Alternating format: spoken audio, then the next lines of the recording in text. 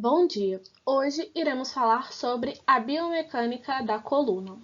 Bem, nosso trabalho está dividido em 6 partes, começando pela introdução, depois a parte cervical da coluna, posteriormente a parte torácica, depois a parte lombar, e aí vamos vir com o raciocínio funcional da coluna, e por último, 2 artigos.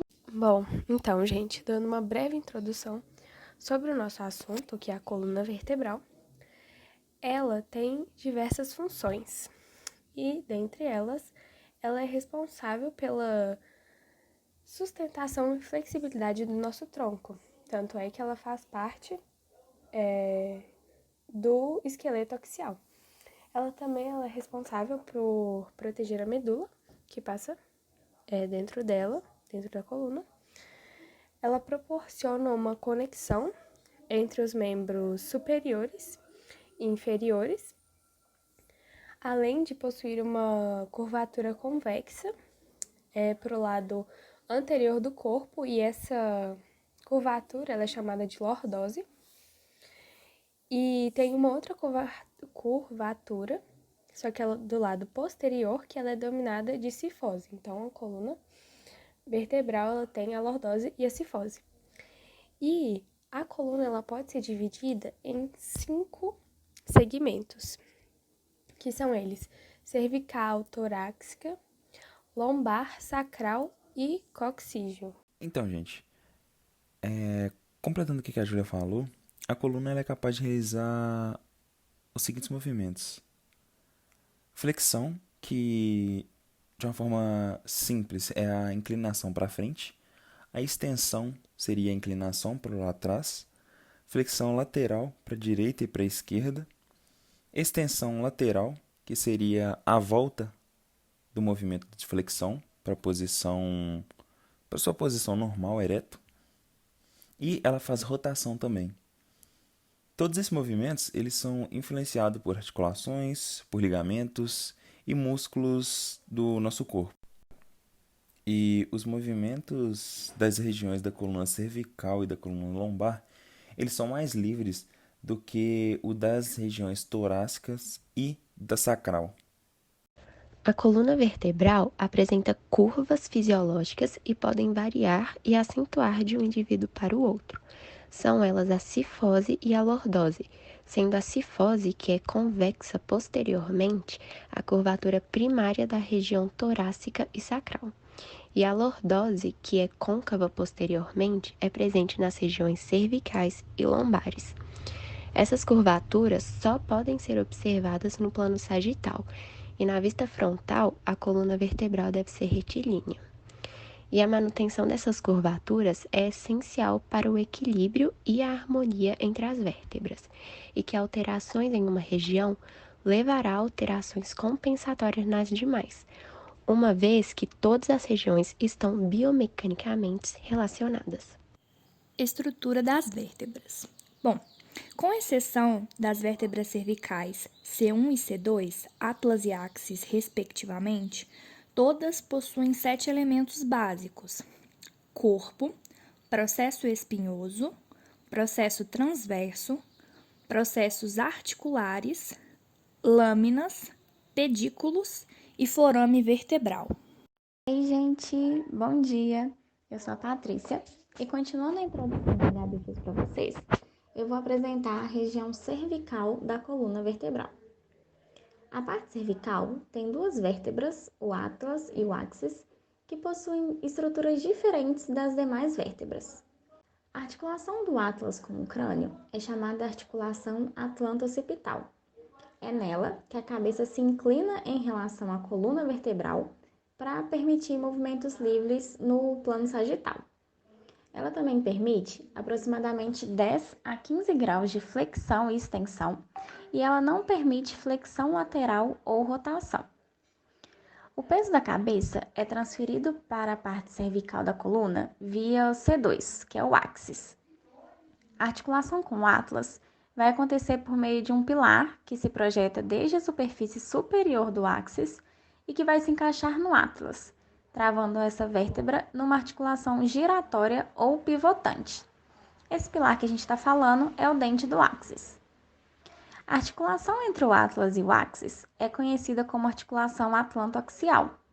Trata-se da mais móvel das articulações cervicais, que permite aproximadamente 10 graus de flexão e extensão e 40 a 50 graus de rotação, mas também não permite flexão lateral. E é ela que vai nos permitir virar a cabeça e olhar de um lado para o outro. Ela é responsável por 50% da rotação nas vértebras cervicais. As vértebras cervicais restantes dão sustentação ao peso da cabeça, respondem às forças musculares e proporcionam mobilidade. As vértebras cervicais podem fazer rotação em torno de aproximadamente 90 graus, flexão lateral de 20 a 45 graus para cada lado, flexão em um arco de 80 a 90 graus e extensão ao longo de 70 graus. A rotação máxima nas vértebras cervicais ocorre em C1 a C2, a flexão lateral máxima ocorre em C2 a C4 e a flexão e extensão máximas ocorrem em C1 a C3 e também em C7 e T1. Além disso, todas as vértebras cervicais se movimentam simultaneamente em flexão. E agora, para falar um pouquinho mais sobre a biomecânica da coluna cervical, da coluna vertebral para vocês, eu vou passar a palavra para a Lohane. Olá pessoal, meu nome é Lohane e vou falar para vocês algumas características sobre a parte torácica da coluna vertebral. Movimentando-se para baixo, ao longo da coluna vertebral, as vértebras aumentam individualmente de tamanho. Na parte posterior da vértebra, existem longos processos espinhosos, que sobrepõem as vértebras e são direcionadas para baixo. As vértebras torácicas se articulam com as costelas, por meio de facetas articulares no corpo de cada vértebra. Lesões discais na região torácica não são tão comuns como em outras regiões da coluna. Bom dia, meu nome é Maria Gabriela e eu venho falar agora sobre a coluna lombar. As vértebras lombares, elas se articulam com as vértebras torácicas e sacrais.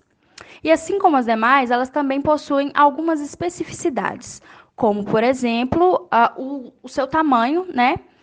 Elas têm o corpo e os processos espinhosos maiores e os discos intervertebrais mais espessos. Por ser a estrutura submetida a maior carga no sistema esquelético, elas são maiores, então, do que as vértebras cervicais e torácicas. Além disso, elas têm uma curvatura em lordose, como já foi mencionado. A altura desses discos intervertebrais da região lombar podem variar de acordo com a idade e também com o sexo do indivíduo. Também as articulações dos processos articulares nessa região se situam no plano sagital, porque as faces articulares se situam em ângulo reto com o plano horizontal e fazem 45 graus com o plano frontal. Agora eu vou passar a palavra para minha colega Luísa Garcia para continuar falando da porção lombar da coluna vertebral. Além disso, a amplitude de movimento da região lombar ela é grande em flexão e extensão, que varia de 8 a 20 graus, enquanto é limitada tanto na flexão lateral, que é só de 3 a 6 graus, e quanto na rotação, que é de 1 a 2 graus. Porém, em uma visão assim geral da coluna lombar, a amplitude de movimento dela varia de 52 a 59 graus para a flexão, 15 a 37 graus para a extensão, 14 a 26 graus para a flexão lateral e 9 a 18 graus de rotação. E por fim, a gente ainda pode destacar aqui que justamente por ser uma região que recebe grande carga, a coluna lombar ela pode ser acometida por inúmeras dores e é uma região que sofre muitas lesões. Depois que entendemos um pouco sobre a biomecânica da coluna vertebral, vamos abordar sobre um raciocínio funcional da biomecânica da coluna como prática clínica. Inicialmente, a função primária da coluna vertebral é mecânica, ou seja, proporcionar ao corpo certa rigidez longitudinal, permitindo o movimento entre suas partes. Diante disso, o movimento entre duas vértebras envolve sempre três articulações: o disco intervertebral, na frente, e as duas articulações facetárias atrás. Esses movimentos caracterizam-se limitados, mas a soma da pequena mobilidade de cada segmento faz com que a coluna, como um todo, possa mover-se amplamente em todas as direções. Atentando-se à coluna lombar, é percebido que em sua amplitude de movimento é realizados os movimentos de flexão lombar, extensão lombar, inclinação lateral à direita e inclinação lateral à esquerda. Quando falamos da flexão da coluna lombar, observa-se que esse movimento ocorre no plano sagital e o reto abdominal torna-se o flexor primário do tronco, sendo auxiliado pelos músculos oblíquo interno e externo do abdômen. Durante esse movimento, a vértebra superior desliza anteriormente e o núcleo pulposo do disco intervertebral se desloca posteriormente, tensionando as fibras posteriores do anel fibroso. A amplitude articular de movimento normal vai de 0 a 90 graus. Já a extensão da coluna lombar ocorre também no plano sagital, e os extensores do tronco são os músculos eretores da espinha, os quais são ilho costal torácico, o longuíssimo dorsal, o espinhal torácico e o ilho costal lombar. Para a realização desse movimento, a vértebra superior desliza posteriormente e o núcleo pulposo do disco intervertebral se desloca anteriormente, tensionando as fibras anteriores do anel fibroso, sendo a amplitude articular de movimento normal vai de 0 a 35 graus. Diferentemente dos movimentos anteriores, a inclinação lateral direita e esquerda da coluna lombar ocorre no plano frontal, e os músculos principais desse movimento são os oblíquos interno e externo do abdômen e o quadrado lombar do lado do movimento. Durante esse movimento, a vértebra superior se inclina para o lado da concavidade, o núcleo pulposo se desloca levemente para o lado da convexidade, e a amplitude articular desse movimento normal vai de 0 a 40 graus. Agora, eu vou apresentar um raciocínio clínico, que é sobre a lombalgia. Lombalgia é uma dor que acomete a região lombar inferior e afeta principalmente as pessoas que são mais sedentárias ou aquelas que passam um longo período do tempo na mesma posição, seja trabalhando ou conduzindo veículos. Então, pessoas que exercem atividades que não têm muita variação de postura no seu dia a dia estão mais propícias a terem a lombalgia. Oi, gente. Então, continuando tudo isso que a Rebeca falou, fatores genéticos e até mesmo o famoso tabagismo podem ocasionar a lombalgia. E como consequência de tudo isso, essas pessoas vão acabar sentindo mais dores, principalmente por acabarem desenvolvendo movimentos irregulares, que geram uma certa compensação e um gasto excessivo de energia no corpo. É importante saber também que a lombalgia ela pode até alterar a marcha do indivíduo. Diante disso, é válido apresentarmos um raciocínio clínico. A princípio, o paciente com lombalgia deve ser examinado considerando que a pressão intradiscal varia de acordo com os movimentos e as posições do corpo. Assim sendo, é importante analisar a forma como o paciente caminha, o tipo de marcha, existência de posição antálgica, assimetrias, por exemplo, desnível dos ombros, pregas subcostais, pregas glúteas e alteração na curvatura da coluna, além de observar a presença de lesões discaras, traumas ou cirurgia anterior. Também, por meio da palpação, é observado a presença ou não de hipertonia muscular e pontos dolorosos do paciente. E, de maneira recomendável, lembrar sempre de palpar as articulações sacroiliacas. Já em relação às características da dor, é relevante a investigação da intensidade e o horário do seu aparecimento, da relação existente entre a dor e a atividade corporal ou repouso, de uma possível associação com queixas sistemáticas, chamadas sinais de alerta como a febre, o calafrio, o emagrecimento, anemia, disúria, massa abdominal e outros achados, o tipo de irradiação da dor, se existe distribuição dermatomérica ou não, se a dor é de origem raquidiana ou extrarraquidiana, além das características psicossomáticas da dor. Quando diagnosticado e em âmbito de tratamento, para que ocorra uma terapêutica correta da lombalgia aguda, há alguns tipos de tratamento, que em combinação com tratamento conservador, escolas de coluna, orientação ergonômica e fisioterapêutica, evita-se o estado crônico. Os tipos de tratamento conservador incluem o repouso, que é feito mantendo a posição em decúbito supino, joelhos fletidos e pés apoiados sobre o leito, com flexão das pernas no ângulo de 90 graus. Essa posição tem como objetivo retificar a coluna lombar. Também perneiam os tratamentos à base de medicamentos, como os analgésicos, não opioides e opioides, em caso de lombalgia aguda e lombocitalgia por hérnias discais resistentes a outros analgésicos, fraturas e metatases. Porém, com a falha nessa etapa de tratamento, são utilizadas as infiltrações epidurais, apenas como glicocorticoides, anestésicos e opioides, nos casos de lombocitalgia aguda. E ainda, a reabilitação, a qual se torna baseada em 6 pilares, sendo eles o controle da dor e do processo inflamatório através dos meios físicos, a restauração da amplitude dos movimentos articulares e o alongamento dos tecidos moles. E nesse caso, o uso de ultrassom ele pode melhorar a extensibilidade do colágeno e também melhora da força de resistências musculares, buscando assim minimizar o risco de lesão das estruturas envolvidas na dor, que estão ligadas aos discos intervertebrais, as articulações interfacetárias e estruturais ligamentares. E também melhora a coordenação motora, melhora do condicionamento físico, manutenção de programas de exercícios e, por fim, prática de exercícios em casa que devem ser programados de acordo com o paciente. Em relação aos exercícios, é importante salientar que eles aumentam o nível de endorfina no sangue periférico, diminuindo assim o pH no interior do disco intervertebral, por aumentar a concentração de O2, diminuindo assim o estímulo doloroso.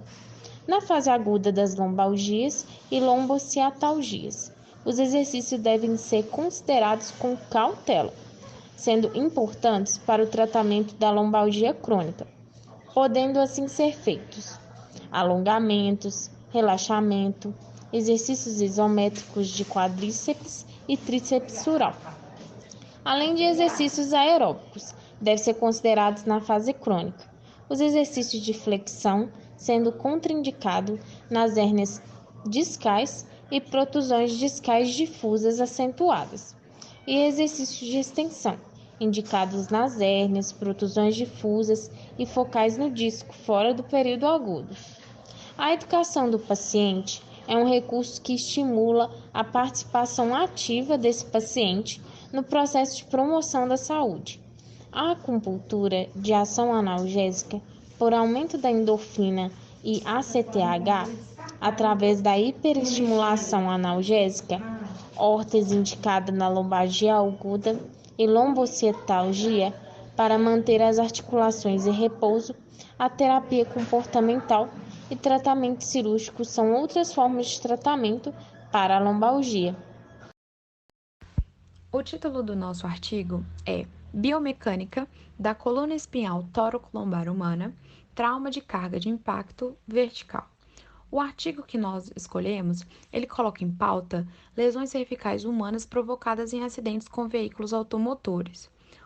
Os autores, eles mencionam que as fraturas vertebrais, torácicas e lombares ocorrem com maior frequência e que são causadas por conta da compressão exercida sobre ela em imediato ao impacto frontal do veículo.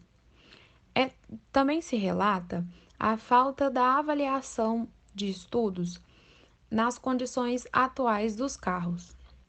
Os métodos que foram utilizados para fazer essa pesquisa foram estudos elaborados com substitutos de humanos pós-morte. Foram feitos exames e raio-x necessários para saber a procedência da estrutura corporal. Todos foram avaliados e indicados como sem traumas e sem degeneração articular.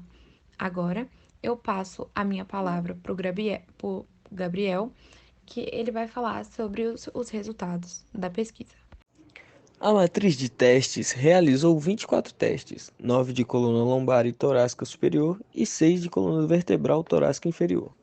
As lesões resultantes foram classificadas com auxílio de imagem pré e pós-teste, seguindo o modelo de 3 colunas, e a estabilidade também foi avaliada. As forças aumentaram de acordo com o aumento da altura da queda. Todas as colunas sofreram lesões, exceto uma torácica superior e um teste de baixa energia, que sofreu uma fratura leve. O mecanismo de lesão de todos os casos foi relacionado à compressão. Os objetivos do estudo foi alcançado, impactando as colunas vertebrais, torácicas superiores e inferiores, no aparelho de torre de queda. Foram registrados força e momento sagital, análise por magnitude de pico e a identificação de lesões por pré- e pós-teste de radiografia e tomografia. Para esses testes foram usadas espinhas normais, sem doenças da idade, de pessoas entre 44 e 56 anos. Em todos os testes foram identificadas fraturas na região posterior, o que significa que a carga é compartilhada por toda a vértebra, formando assim um mecanismo de compressão. Para esses testes, os músculos também foram removidos, e em todos eles foi relatado uma força de pico, não necessariamente no momento da fratura. Na conclusão, a gente tem que as lesões nas 3 espinhas incluíram o corpo vertebral e o elemento posterior, fratura por compressão e por rupturas complexas posteriores. Os resultados indicam os limites de tolerância inicial das espinhas dorsais sob o carregamento vertical. Agora vamos falar sobre o segundo artigo escolhido. Ele vai abordar a biomecânica e mecanismos comuns de lesão da coluna cervical. A coluna cervical funciona para posicionar a cabeça no espaço tridimensional, mantendo ao mesmo tempo a estabilidade e protegendo a medula espinhal. A cabeça deve ser capaz de escanear o ambiente à medida em que aloja os órgãos sensoriais.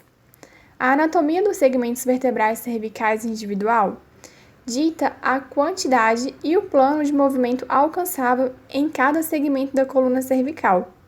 As condições patológicas da coluna cervical no esporte se desenvolvem a partir de uma variedade de padrões de lesão reproduzíveis baseados na direção e magnitude da força aplicada à coluna cervical. Biomecânica normal da coluna cervical. O intervalo de movimento da coluna cervical é composto por 80 a 90 graus de flexão, 70 graus de extensão e 20 a 40 graus de flexão lateral, e até 90 graus de rotação para ambos os lados. A coluna cervical pode ser dividida em 4 unidades: o berço, que é o Atlas ou C1, o eixo, que é C2, a raiz, que é a junção de C2 e C3, e a coluna, que é de C3 a C7. A morfologia única de cada segmento concede a cada um deles uma função. O C2, ou Atlas, é frequentemente rotulado como berço devido à sua articulação com o occipital e à sua função de berço de apoio ao crânio. A profundidade das facetas superiores contribui para a estabilidade inerente a essa articulação.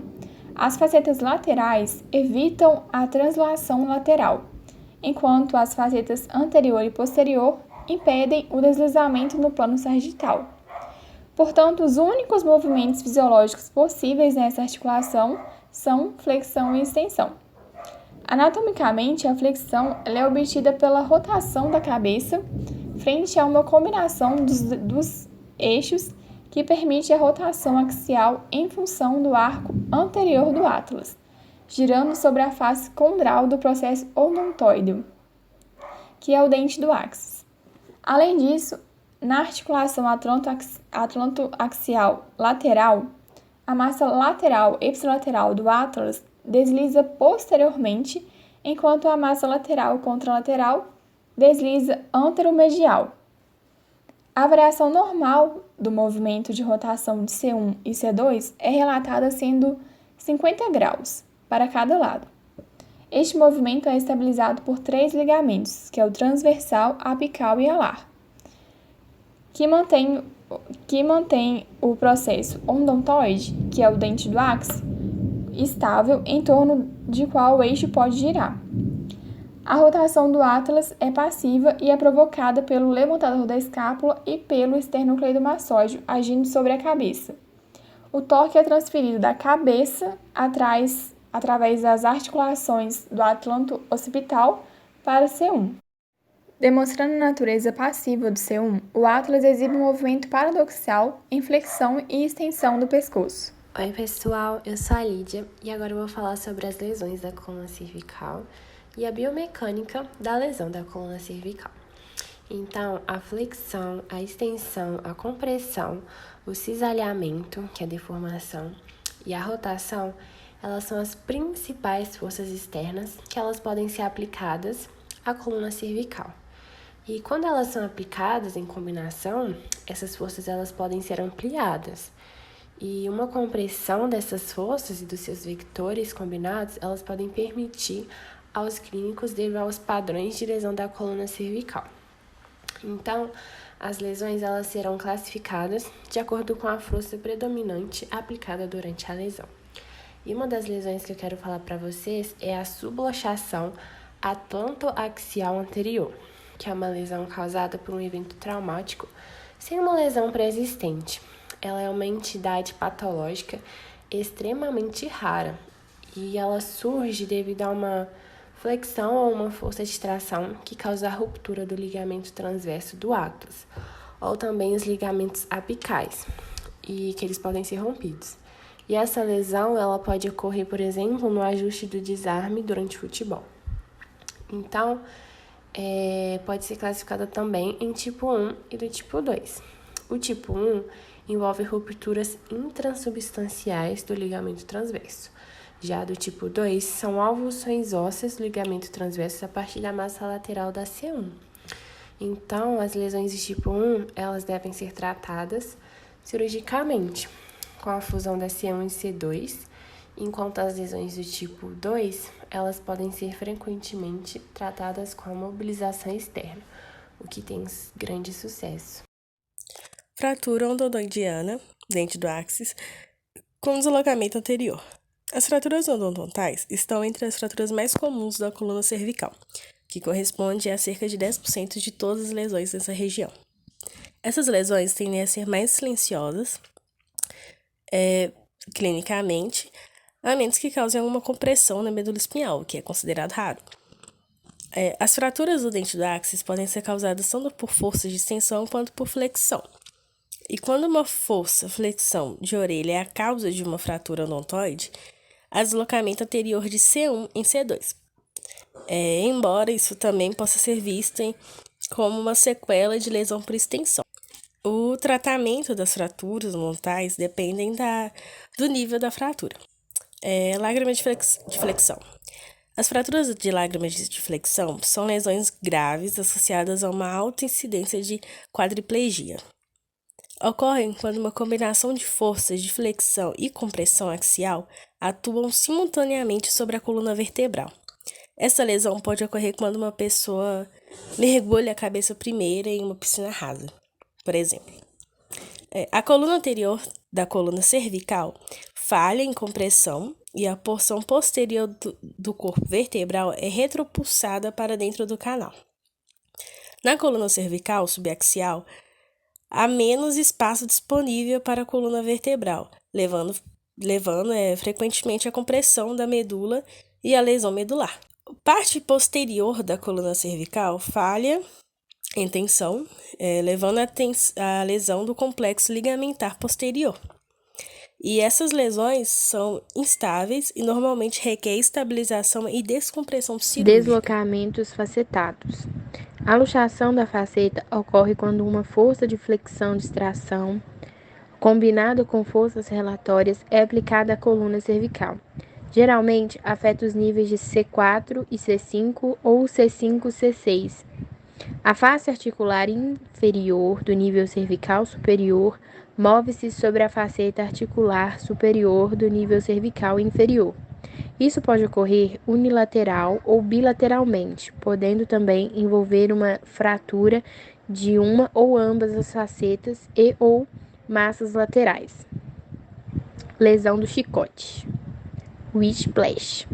Tradicionalmente, pensava-se que o chicote era causado por uma flexão rápida e forçada e um momento de extensão na coluna cervical.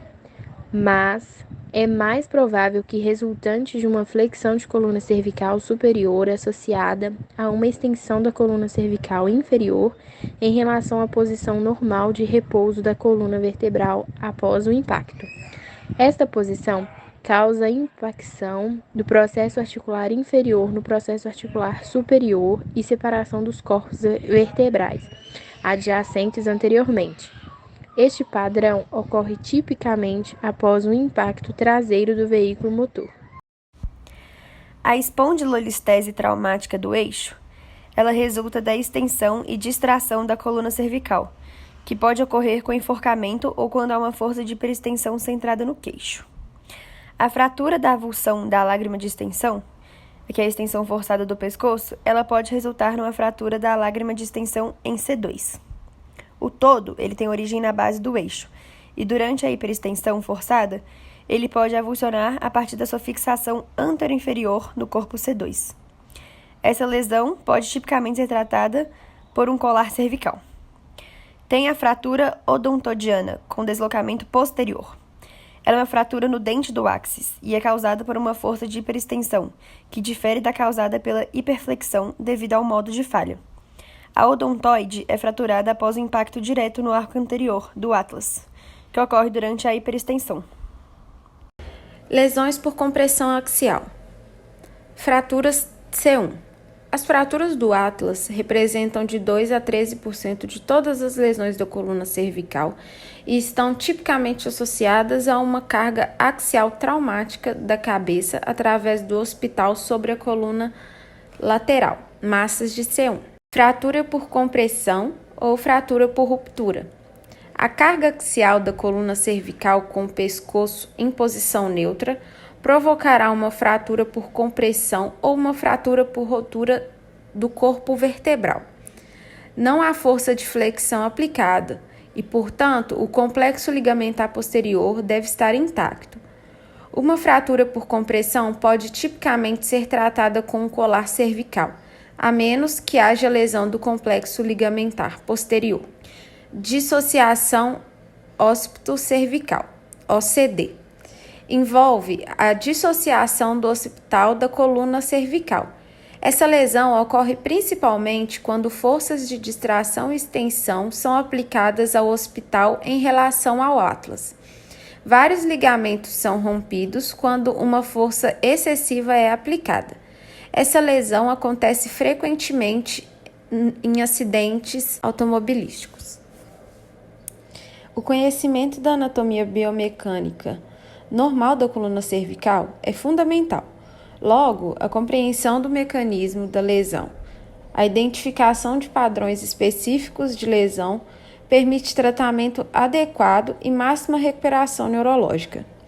Assim, o profissional de saúde que preste cuidados a pacientes em risco de lesão da coluna cervical deve ter uma compreensão dessa biomecânica, dos padrões de lesão e dos protocolos de tratamento adequados.